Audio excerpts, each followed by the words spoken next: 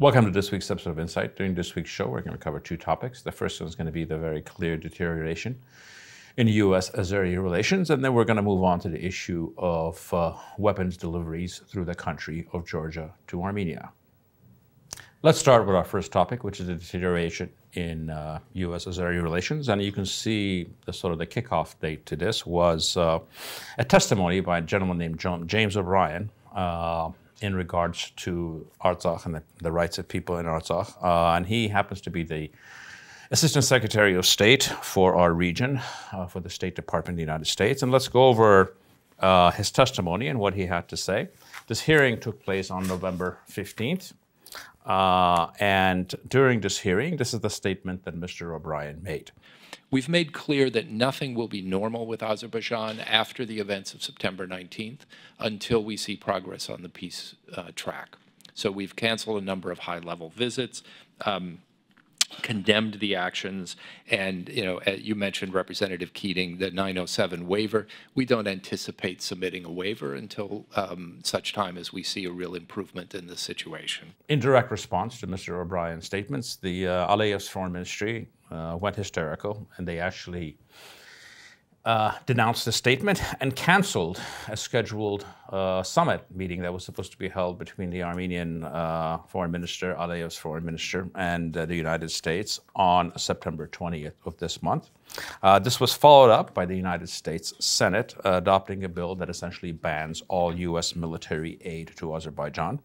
The U.S. Senate adopted the following bill, which was called the Armenian Protection Act of 2023, which suspends all U.S. military aid to Azerbaijan.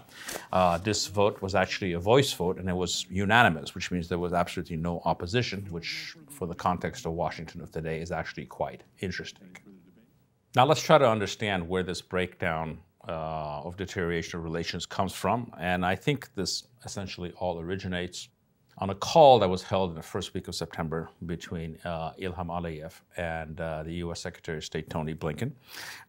During that conversation, Ilham clearly told Secretary Blinken that there will not be an invasion of Artsakh and that military violence will not be used to achieve ethnic cleansing in the Karabakh region. This, I think, clearly led to a few days after that to the statement and testimony of Yuri Kim, who used to have O'Brien's position in the State Department, in which she outlined that ethnic cleansing or use of violence in Artsakh would be entirely unacceptable, and ethnic cleansing as an outcome would be unacceptable. This was followed up by Ilham essentially telling the same lie to Tony Blinken, who handles foreign affairs for the EU. And what prompted him likely to do this, to do the aggression after this clear promises that he had made personally, is the summit between Erdogan and Putin in Sochi. That most likely was the place which the attack on the ethnic cleansing in Artsakh was green-lighted from. Now, what does all this mean? Frankly, it does not take away any of the responsibility that the EU or the United States have in what happened in Artsakh and the ethnic cleansing there, or the fact that ethnic cleansing was actually an acceptable outcome. In fact, we have a lot of evidence that that's actually not the case, that they were actually okay with it. However, what they wanted was sort of a velvet ethnic cleansing, a non-aggression, non-military version of it, in which you have an agreement and over time people leave and you don't have the images that you ended up having, which were quite problematic for them, where hundreds of thousands of people, all of the world media seeing that what you have is a classic case of ethnic cleansing. In essence, what happened is the United States was humiliated by Ilham Aliyev, and in fact, they were humiliated by the Moscow-Baku-Ankara alliance. And in this case, it was Moscow weaponizing Aliyev to actually humiliate its enemies in this region, in this case being the United States. Now let's clearly understand what the West wanted. Their scenario for ending the Artsakh conflict was not what happened on September 19th. What they wanted was an agreement that leads, they know that it would slowly lead to a ethnic cleansing of people leaving because no one's willing to live under a regime like that. Secondly, what they hoped for is that there would be 4,000 or 5,000 Armenians that will still be living in Artsakh, so they can point out saying, well, you know, these people chose to stay, and, you know, they have normal lives and this, and they can actually possible for Armenians to actually live under the fascist regime like the one in Baku. And they would sort of act as like a museum of tolerance for the regime in Baku and the West. And what the West got in return was the exact opposite. They got a violent ethnic cleansing with the corresponding murder, rapes, and disappearances that went with that. And they got an outcome in which right now we have probably no more than 20 Armenians left in Artsakh, sort of likely equally divided between the bedridden or the chronic alcoholics. And what is this? This is exactly this is a textbook case of ethnic cleansing and genocide, which is not what they wanted, because now it's very hard for them to hide behind their insincere words. In short, Ilham Aliyev made them own the ethnic cleansing of Artsakh, and at this point they are cornered into having to advocate for the right of return, which is something they didn't want. They sort of have to do this because internationally everyone has a right to return, but they know damn well that nobody can return under these conditions or to live directly under the regime like Aliyev's without international protections. And so right now they're sort of cornered into taking positions about the rights of people in Artsakh, which ideally they wouldn't have to take if this course of action was actually negotiated and not done violently. Now let's move on to what the geopolitical implications of this breakdown actually, which was all triggered by the invasion of Artsakh on September 19th. This has clearly put Armenia squarely in the Western camp with the EU and the United States, for better or for worse. And you see it in things like not only military sales, but possible actually direct military support from the EU, which was announced over the last week. While at the same time, Ilham Aliyev has been put squarely into the totalitarian axis of Moscow, Ankara, and Baku. So there's far less gray areas than what we had before. In truth, this was being placed in that anti-Western camp was the price that Ilham Aliyev had to pay for the ethnic cleansing of Artsakh. And I think he accurately calculated that he can actually do that without any great consequences. Essentially, he committed the greatest crime in international law, which is genocide, and he's essentially gotten away without any consequences, except for the geopolitical shifts that action actually led to. Now let's step back and look at the reactions from the regime in Baku, because I think this sort of tells us where all of this is going to lead to.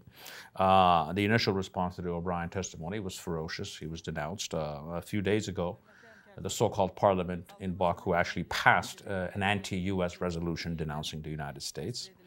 This was followed by Hikmet Hajiyev, who's an assistant to Ilham Aliyev on foreign policy matters, more commonly known in this country as Baku Goebbels, in which he threatened the closing of the office of USAID and went after Samantha Powers personally, who was the head of USAID. There have been mass arrests of dissident media or independent media, whatever is left of it in Azerbaijan.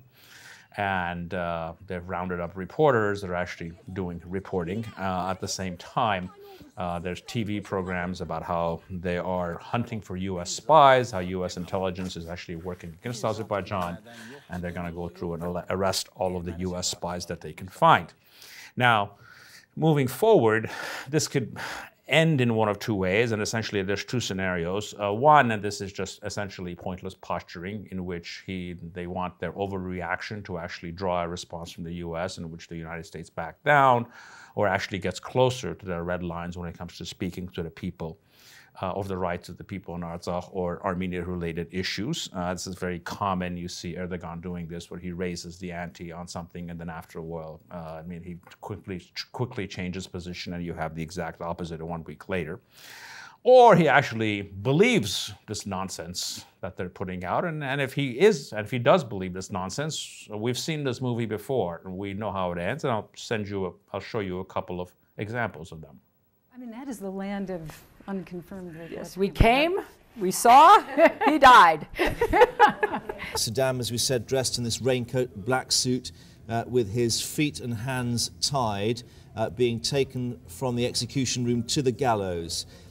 He is now being told that he can have the hood, but he refused that. He went to the rope, seeing that noose before him, and he was then given this scarf to be tied around his neck. Now let's move on to our second topic of the week, which is the issue of weapons deliveries from Georgia to Armenia. As everyone knows, there have been significant purchases of weapons by Armenia, especially from the West, in this case specifically from France, and its current and in the future systems that are coming through. And Georgia, as everyone knows, up until a few weeks ago, had entirely blocked any weapons deliveries to Armenia from anywhere, actually. This was true during the war, and this was true until about a week or 10 days ago. They had blocked all deliveries, even though they allowed every kind of delivery for the other side. In fact, they even allowed international terrorists to be flown over their country when they were when the Turkish regime was actually moving Syrian jihadists and people connected to Al-Qaeda and ISIS to fight for the Aliyev regime in Artsakh. They allowed all of that. But more recently, they were blocking deliveries of weapons under pressure from Russia and from the Aliyev regime. In fact, went as far as Ilham Aliyev himself flying to Tbilisi to actually continue blocking weapon deliveries to Armenia. And this crescendoed with a public statement from the Georgian foreign minister in which he said, in quotes, "Every country has the right to have defense forces, and every country has the right to acquire armaments, which are permitted under international law. Tbilisi's position is to allow both countries to use on equal conditions for transit functions that our country has. This is our response to this topic, and there's no need for further comment." Now, what this means in real terms is that the primary issue of weapons deliveries to Armenia has likely been mostly solved. And essentially what this means is that the Moscow-Baku blockade on weapons deliveries to Armenia has been broken.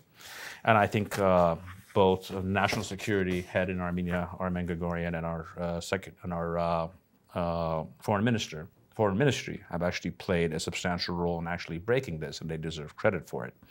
Now, in trying to analyze why this happened, this is sort of the perfect example of a couple of things. One, that for Armenia's purposes, actually Georgia is actually the most important foreign country. And a Georgia that is headed towards the West or gears towards the West is a far more profitable Georgia to Armenia than one that is constantly being blackmailed by Baku, Ankara, and Moscow. What brought about the change in Georgian position? I think we sort of can put a few things together. There was a meeting between the French president and the Georgian prime minister, which I'm sure this topic was brought up in more ways than one, considering that most of these weapons are actually French. This was followed up by Georgia being listed as an EU candidate track country, and I'm sure there's some relation between these two issues. In conclusion, only time will tell what led to the transformation of this Georgian state's silkworm into a much more favorable butterfly on this weapons delivery issue. Thank you for joining me in this week's episode of Insights. Where'd it go? Oh! And you get this straight, shit kicker. Don't you go mistaking me for some whole other body. You got your brains in your dick if you think we're just gonna fade away. We're gonna be here till this thing's finished. How about you, Deputy?